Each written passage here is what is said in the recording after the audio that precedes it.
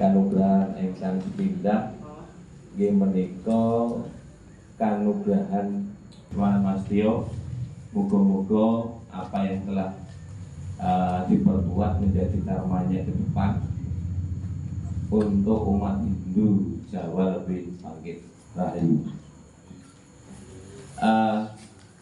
Kenapa ini sangat penting sebagai wakil rakyat tentunya yang berasal dari agama Hindu, dan kebetulan saya ini menjadi pengurus pariwisata provinsi, menjadi penasehatnya sekretaris penasehat pariwisata kabupaten, menjadi penasehatnya Praja.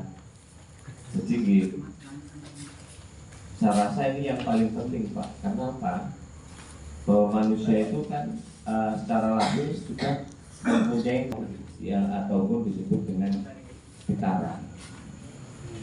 Ternyata program dari Pak Sutio ini ternyata 3 aspek ini sudah menyangkut. Yang pertama adalah 1000 candi. Bagaimana sih untuk membayar hutang kepada para dewa? Selain kita menyembah, selain kita berbuat yang benar, selain kita saling berbagi untuk sesama, salah satunya kan harus membuat tempat. Lah kok nek ora duwe tempat, sak karep-karepe arek nyembah. Nang dalan kena, terus nang kono kena, laku diganggu ya. Bagaimana kesuciannya, bagaimana penempatannya. Nah, oleh rekan-rekan 1000 candi ini sudah mulai mengudar untuk kembalinya supaya manusia sempurna. Di antaranya membayar hutang. Kenapa? Ketika kita lahir, ternyata Akmal itu adalah dari Sang Hyang Widi. Walaupun yang membuat adalah bapak dan ibu, bener. Mama goyang, bapak goyang, jadi bener. Nek sing iso kan bener. Tetapi kenapa 3 kaitannya ini tersebut? Karena kita itu tanpa orang tua, tanpa mbah, tanpa sampai tingkatan tertinggi utuh-utuh kok bentuk siapa nih? Iya. Lan ibu. Makanya niki bukan kita membeda-bedakan, tidak, tetapi intisarinya yang nanti kita bahas sampai dengan entas-entas, harapannya adalah jangan membedakan wadah, tapi lebih baik dari isinya. Nah isinya saja Jawa karo Bali podo gur wadahe sing banyak seni. Nah, terus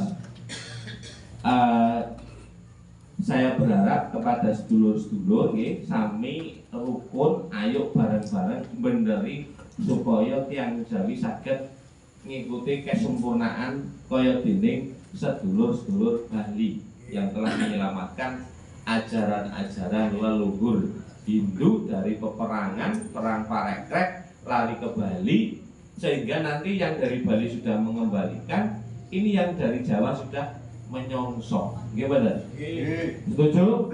Tepuk tangan buat jenengan semua. Siap menerima sosialisasi? Siap. Mantap? Mantap. Empun ayam dereng?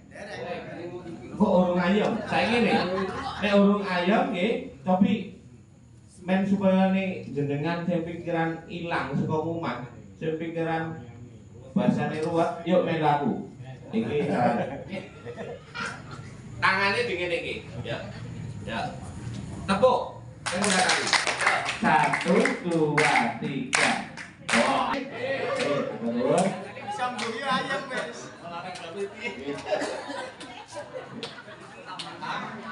Kenalan atau entas ini saya udah cukup panjang diskusi sama Mas Yuniswa dan kawan-kawan sejak kita ketemu di 2024, di pertengahan 2024, kemudian lanjut kurang lebih 1 tahun lah, menjelang 1 tahun ya saat ini kita ketemu lagi untuk menyampaikan kepada umat Dharma yang ada di Brengsewu. Memang seperti yang disampaikan Mas Anton tadi, ini adalah lanjutan sebenarnya, karena kita dari program 1000 Candi itu tidak berhenti hanya membangun Ya. Kenapa? Karena seperti yang saya sampaikan sebelumnya, hubungan kita sebagai manusia yang sekarang, terutama yang dari Jawa, apapun keyakinannya, sudah terputus dengan leluhurnya. Jadi ini adalah salah satu cara dari apa yang kita lakukan dengan membuatkan rumah, kemudian kita menyambungkan secara niche-nya, secara gaibnya itu katanya kan, dengan leluhurnya. Nah selama ini seperti tadi Sentong Tengah itu kan mungkin sekarang udah mulai susah, ya, dengan lahan yang terbatas, dengan ingin membangun rumah kamar yang banyak, akhirnya Sentong Tengah juga makin gila. Ya, ini kenyataannya bukan hanya di Pringsewu, saya yakin ya di Pulau Jawa juga sama, apalagi yang tinggal di perkotaan. Nah kita ya seperti yang sampaikan Mas Anton tadi, mencontoh apa yang bisa dilakukan oleh saudara kita dari Bali. Karena keberadaan kita di Jawa, tanpa dukungan mereka, saya yakin kita nggak akan bisa ketemu malam ini. Ya. Nah, kita kembali ke materi terkait dengan entah-entah. Nah, materi ini yang nyusun siapa? Pak Dewa Ketut Surabaya. Kemudian dari yang beberapa kali kita melakukan perjalanan bersama terkait upacara ini. Kemudian dari beberapa kegiatan yang sudah kita lakukan, ada penambahan beberapa hal supaya lebih gampang bagi kita untuk memahaminya. Mungkin lanjut Mas Doni. Nah mungkin ini kan kenalan lah biar. Jadi ini adalah kantor Sekretariat Yayasan Widya Mandala Nusantara. Jadi kantor ini bisa jadi sebelumnya nggak seperti ini kantor kami, tapi karena ada campur tangan dari anak muda dari nama tempat yang penting lah sebenarnya. Ini lanjut Mas. Nah ini profil pengurus utamanya. Jadi saya sebagai ketua, kemudian jadi bicara punya 3 program sebenarnya. Satu adalah terkait dengan pendidikan, kemudian yang kedua adalah untuk pelaksanaan upacara tasas di Kandangan. Terus sampingnya itu di kopi camilan monggo. Tuan rumah bukan sempat kan, apa sedikit nyuman gak nih, keluar gini. Oh sampai gini. Jadi kita terkait dengan upacara tas itu kita sampai di 2022 lah kita resmi sebagai yayasan. Kemudian di Kediri itu kita lakukan 2 kali, satu di Kandangan, satu di wilayah Papar. Jadi sisi timur, sisi barat.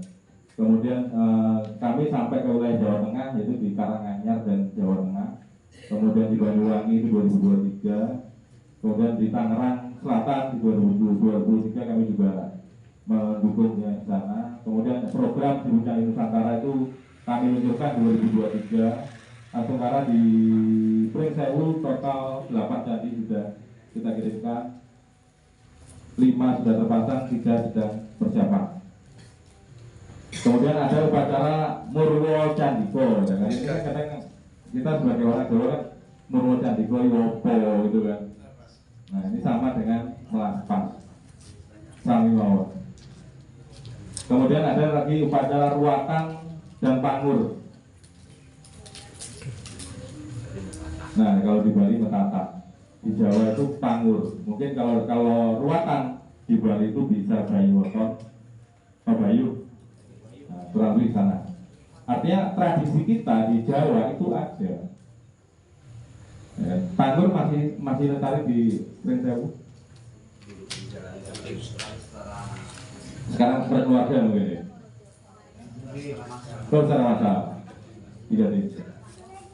Nah berikutnya kami di Kediri punya Sungai ada 3, dan salah satu Sungai kan memang ketika proses padesan ada sedikit permasalahan terkait dengan skrinya. Jadi yayasan juga akhirnya turun tangan mengadakan program renovasi grianya. Sementara di 2024 November kemarin sudah selesai. Kemudian di berikutnya kita ada Purwo Candika yang kedua di November tahun lalu. Kemudian di 2025 kita sudah adakan upacara Murwo itu di Banyuwangi. Jadi sekarang dari program Seribu Candi ini melahirkan beberapa sanggar pamuja. Nah kalau dulu kita kan bersembayang berkumpul kan di sanggar. Nah ternyata sanggar ini sekarang kan bergeser. Teman-teman muslim menggunakan menjadi langgar, kita menjadi pura. Ya kan? Ternyata dari teman-teman kita di Banyuwangi, di dusun Pesanggaran, dusun Sanggar, kecamatan desa Pesanggaran, desa Ringin Agung, kecamatan Pesanggaran, dia memunculkan kembali nama Sanggar Pamuja. Jadi isinya adalah candi, namanya Ngudi Rahayu, mirip-mirip sama usahanya Mas Yumiswa. Nah itu Ngudi Rahayu. Kalau sini kan Mugi Rahayu. Secara artinya hampir sama lah. Ya, berikut. Boleh. Nah yang menarik dari Sanggar ini adalah ketika membangun itu umatnya terbelah antara kenapa kok jadi candi? Awalnya pengen candi, begitu dibangun candi pecah. Nah setelah pecah yang terjadi apa? Yang sembahyang sekarang itu bukan orang Hindu tok. Saudara-saudara kita yang muslim itu datang. Nah akhirnya teman-teman yang pecah tadi sekarang balik lagi. Jadi kalau teman-teman yang Hindu sebelumnya kan sore ini sembahyang, kemudian malam pasti pulang kok. Nah teman-teman muslim yang sembahyang itu sebelum jam 4 pagi pulang ya. Jangan sampai ketahuan teman-teman yang Hindu. Kemudian setelah mereka pulang, teman-teman yang sebelumnya tadi gak setuju masuk. Nah ini adalah anulah untuk di sekolah. Jadi di Kediri ada satu, di kota Kediri, kemudian di Blitar ada 2. Dan yang menarik dari sekolah-sekolah yang membangun candi tadi, kepala sekolahnya itu semuanya berkerudung. Tapi justru mereka yang bersemangat untuk membangun candi. Ini adalah contoh perkembangan yang di Jawa. Termasuk yang di Blitar itu sama, ketika membangun juga umat muslim datang. Ketika jadi, walaupun belum di Melaspas, belum di Murwacandika, yang sembahyang itu teman-teman muslim banyak, teman-teman Kristen banyak. Ini ada dua fenomena yang di Kediri, bisa Lumajang dan di Blitar. Bahkan permintaan candi itu sekarang itu bukan hanya umat Hindu, Kristen ada, Muslim ada. Tapi sementara kami tidak berani melayani. Ini adalah perkembangan kita. Artinya sebenarnya apa? Semangat kembali ke jati diri itu bukan hanya punyanya orang Hindu sebenarnya. Bahkan sekarang yang teman-teman non-Hindu yang menghubungi kami untuk konsultasi terkait tas itu ada yang dari Katolik, Muslim, Kristen, Buddha. Lintas agama. Bicaranya sudah lintas agama. Karena apa? Kalau bicara leluhur, saya yakin di satu leluhur nggak punya KTP kan? Di sana dukcapil nggak laku gitu. Nah kita program kita yang berikutnya ini sedang persiapan. Persediaannya berupa renovasi rumah pemangku. Jadi mungkin ini adalah upaya kami bahwa banyak di Jawa ya pemangku-pemangku ini kan ketika proses menjadi seorang pemangku itu merasa dipaksa oleh keadaan atau dipaksa oleh umat atau dipaksa oleh wali sadar.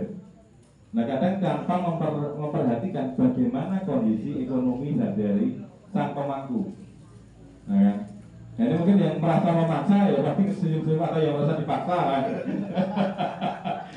Silakan bertanggung jawab masing-masing gitu kan. Nah ini mudah-mudahan apa yang kami lakukan hal kecil seperti ini bisa menjadi contoh, bisa menjadi penyemangat bahwa kita itu bisa kalau kita bersama-sama. Nah lanjut Pak Dudi. Nah kalau Pak Dewa saya yakin jenengan sudah paham semua lah. Ya, jenengan buka di YouTube di mana-mana, beliau udah banyak ngomong lah terkait dengan Hindu Jawa, terkait tas dan lainnya, terkait dengan candi dan lainnya. Lanjut.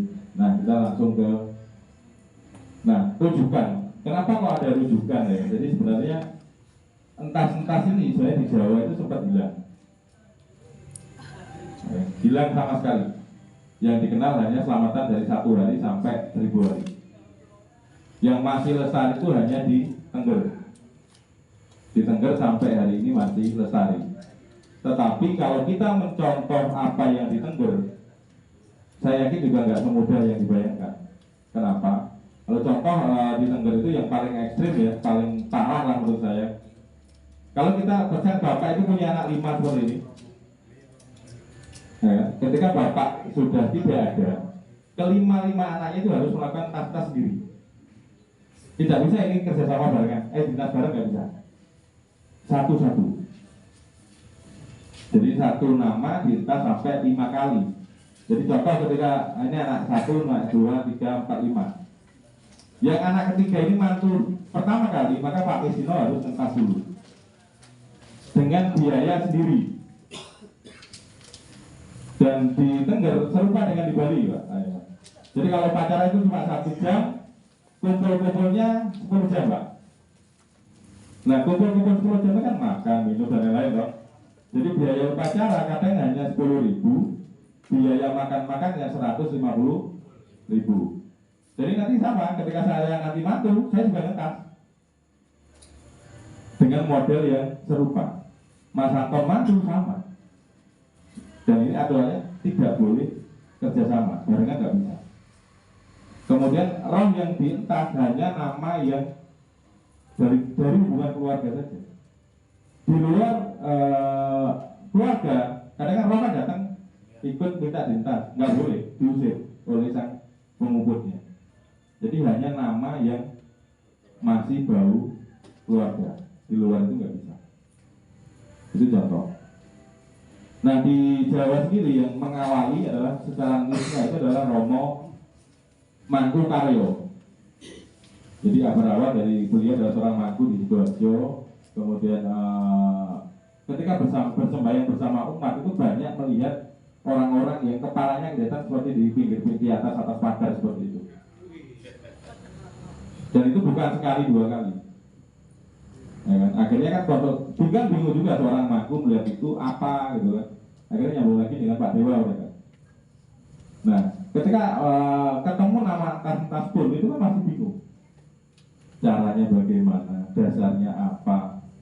Ya kan? Bahkan saat itu kan Romo Karyo ini sekarang jadi Romo Resiharto Darmo Eka Telaban. Jadi awal tas itu dari beliau mulai. Jadi upacara tas yang paling awal sampai sekarang banyak mulai ada perubahan.